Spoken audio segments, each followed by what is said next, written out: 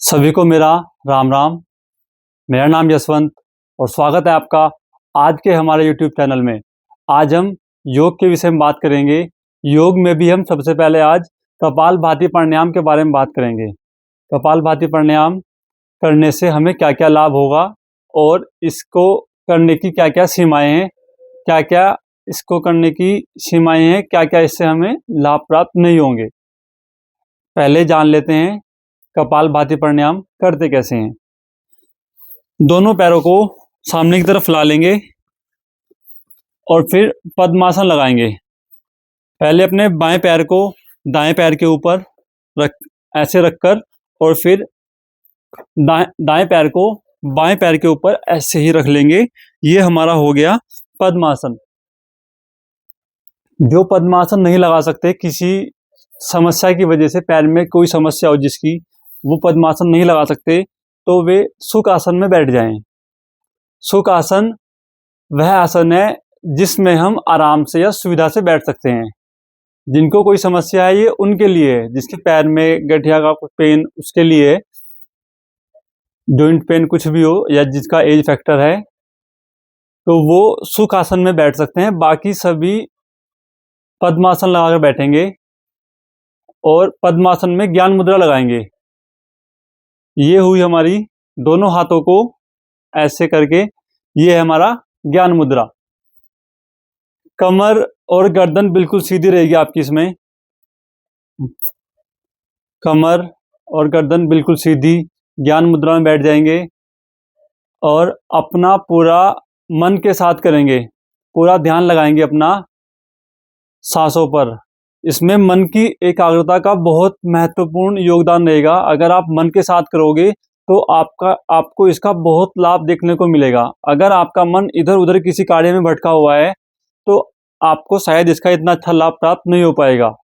जो भी कपालभाति प्राणायाम का पूरा लाभ लेना चाहते हो तो पूरे मन के साथ करेंगे इसको। दोनों आंखों को बंद करते हुए अपनी आंखों के बीच में ध्यान लगाएंगे। अब इसमें करना क्या है, पेट, नाभि से नीचे के पेट को अंदर की तरफ प्रेस करते हुए अपने नाक से सांस को बाहर फेंकेंगे। नाभि से नीचे के पेट को अंदर प्रेस करते हुए नाक से सांस को बाहर फेंकेंगे और फिर बहुत बल प्रयोग नहीं करना। जो पहली बार कर रहे हैं प्रयास करें 10 या 20 बार शुरू में अभ्यास करें। जब उनके पेट की जो मांसपेशियां हैं वो मजबूत हो जाएं, तब उसके बाद वो इसका अभ्यास बढ़ा सकते हैं। उसके बाद फिर 50 और फिर धीरे धीरे 100 तक अभ्यास उसका कर सकते हैं। प्रयास करें शुरू में धीरे से करने का। पेट, नाभि से नीचे के पेट को अंदर खींचते हुए सांस को बाहर फेंकेंगे और जब सांस वापस लेंगे तो पेट को जब हम छोड़ेंगे तो अपने आप ही सांस धीरे से अंदर चला जाएगा। सांस लेने के लिए हमें बहुत बल की आवश्यकता नहीं है, थोड़ा सा प्रेस करना है हमें सांस को बाहर धकेलते हुए। पेट को प्रेस करेंगे हल्का सा और नाक से सांस को बाहर छोड़ेंगे। एक बार शुरू करते हैं।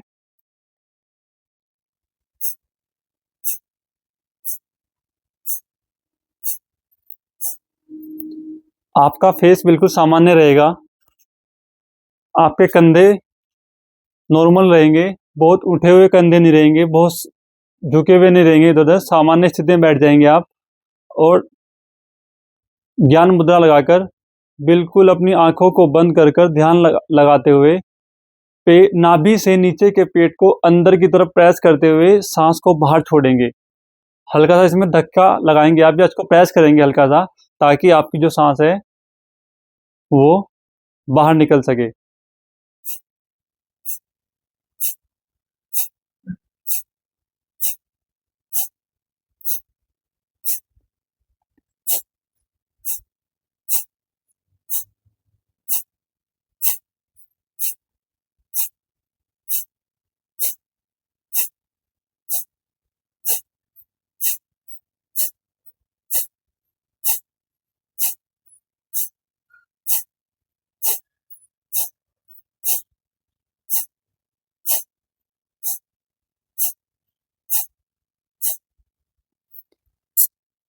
अपनी फेफड़ों को और अपनी चेस्ट को बिल्कुल नॉर्मल रखेंगे। बहुत मूवमेंट चेस्ट में भी नहीं करेंगे। बहुत से अपने जब करते हैं इसको, कुछ लोग तो अपने कंधे को भी ऊपर प्रेस करते हैं, ऐसा नहीं करना है। केवल पेट को अंदर प्रेस करना है, बाकी कमर गर्दन सब फिक्स रहेगा। मूवमेंट केवल पेट करेगा और नाक से जब सांस बाहर निकालेंगे तब हल्का सा हमारे लंग्स पे प्रेशर पड़ेगा, तब उसको बाकी सब नॉर्मल स्थिति में बैठे रहेंगे और अपना ध्यान लगाएंगे पूरा सांसों पर, परमात्मा का नाम लेते हुए, परमात्मा का ध्यान लगाते हुए।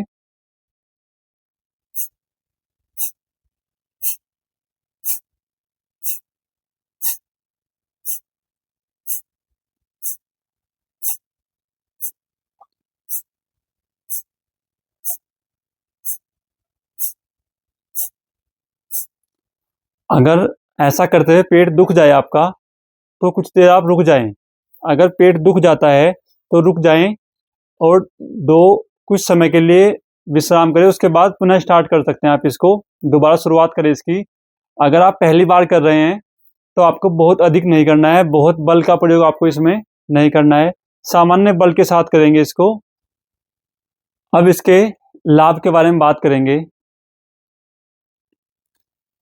जब हम कपालभाति प्राणायाम करते हैं तो हम अपने पेट को अंदर की तरफ प्रेस करते हैं, जिससे हमारे पेट के सभी अंगों की मसाज हो जाती है, जो हमारे पाचन क्रिया को, हमारा जो पाचन क्रिया है उसमें जिनका बहुत महत्वपूर्ण रोल है, हमारा लिवर है, हमारी अमावस्या है, पैनक्रियाज है, अग्नाशय है, उन सभी की एक तरह से मसाज होकर उनका जो कार्य है, जो हमारा खाना पचाने का जो कार्य है, उसमें बहुत लाभ प्राप्त होता है। हमें गैस की समस्या नहीं आती, आपको कब्ज नहीं होगा इससे।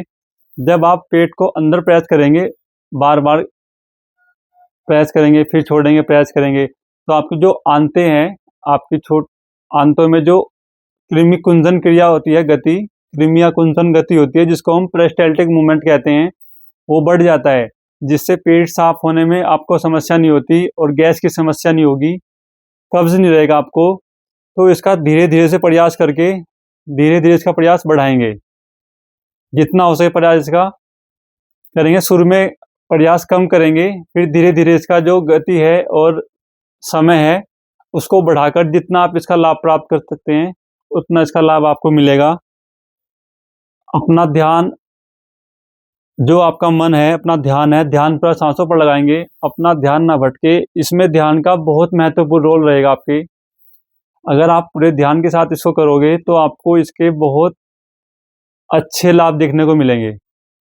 अब बात करते हैं किसको ये नहीं करना है, किसको इसके लाभ प्राप्त नहीं होंगे।